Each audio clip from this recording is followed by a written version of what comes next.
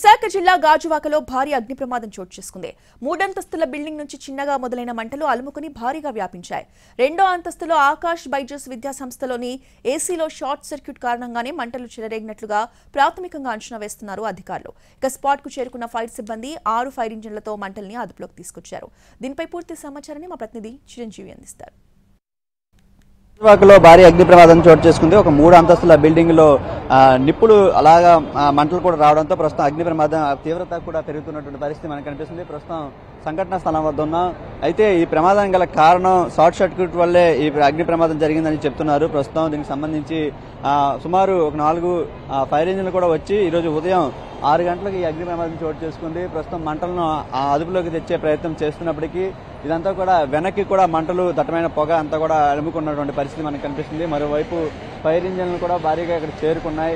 ఇదంతా కూడా ఉదయం 6 గంటల నుంచి సమాచారం అందుకున్న తర్వాత వెంటనే ఇక్కడ చేరుకుని మంటలను అదుపులోకి తెచ్చే ప్రయత్నం అయితే మనకి కొనసాగుతున్న ప్రయత్నం కనిపిస్తుంది. అయితే ఆ సమయంలో అందులో ఎవరూ లేకపోవడంతో ఉదయం 5:30-6 గంటల సమయంలో ఈ ప్రమాదం జరగడంతో వెంటనే అక్కడ ఎవరు కూడా లేకపోవడంతో ప్రాణ నష్టం కూడా తప్పిందని చెప్పుకోవాలి. అయితే భారీగా ఆస్తి నష్టం కూడా జరిగి ఉండొచ్చు. కింద చూసుకుంటే ఇక్కడ జ్యువెలరీ షాప్ ఉంది, మధ్యలో ఆకాష్ బైజూస్ విద్యా సంస్థ సంబంధించినటువంటి సంస్థ ఉంది, పైన బార్బిక్యూ నేషన్ ఉంది. అయితే మధ్యలో ఈ మంటలు ఏర్పడడానికి ప్రస్తుతం చెప్తున్నటువంటి పరిస్థితి మనకు కనిపిస్తుంది. అయితే ఏసీ నుండి షార్ట్ సర్క్యూట్ అవడం వల్లనే ఈ మంటలు చెలరేగినట్టు తెలుస్తుంది. ప్రస్తుతం మనం చూసుకోవచ్చు. వెనక భాగం ఒకసారి మంటల తీవ్రతను ఒకసారి పరిశీలిస్తే మనం చూసుకోవచ్చు. ప్రస్తుతం వెనక కూడా దట్టమైన పొగలు అలుముకున్నటువంటి పరిస్థితి. మొత్తం ఈ 3 అంతస్తుల బిల్డింగ్ లో కూడా ఈ షార్ట్ సర్క్యూట్ వల్ల ఈ ప్రమాదం జరిగిందని చెప్తున్నారు. దీనికి సంబంధించి ప్రస్తుతం 4 ఫైర్ ఇంజిన్లు కూడా సంఘటనా స్థలానికి చేరుకుని మంటలను అదుపులోకి తీసుకొచ్చే ప్రయత్నం చేస్తున్నారు.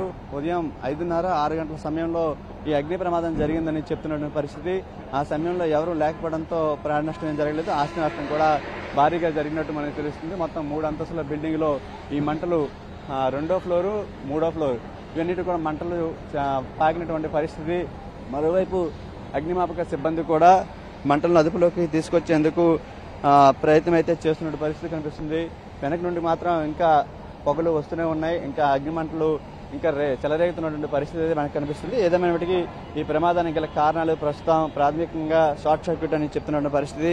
మరి పూర్తిగా విచారణ చేపట్టిన తర్వాత దీనికి గల కారణాలు ఏంటనేది కూడా మనకి తెలిసే అవకాశమే కనిపిస్తుంది. ఏదేమైనప్పటికీ భారీగా జరిగినటువంటి అగ్ని ప్రమాదంలో మనం చూస్తున్నాం ఆస్తి నష్టం అయితే భారీగా జరిగింది. ప్రాణ నష్టం అయితే ఏమీ జరగలేనటువంటి పరిస్థితి కనిపిస్తుంది. మరి కాసేపట్లో మంటల్ని పూర్తిగా అదుపులోకి తీసుకొచ్చే పరిస్థితి అయితే ఇక్కడ కనిపిస్తుంది. ఇది ఇక్కడ పరిస్థితి.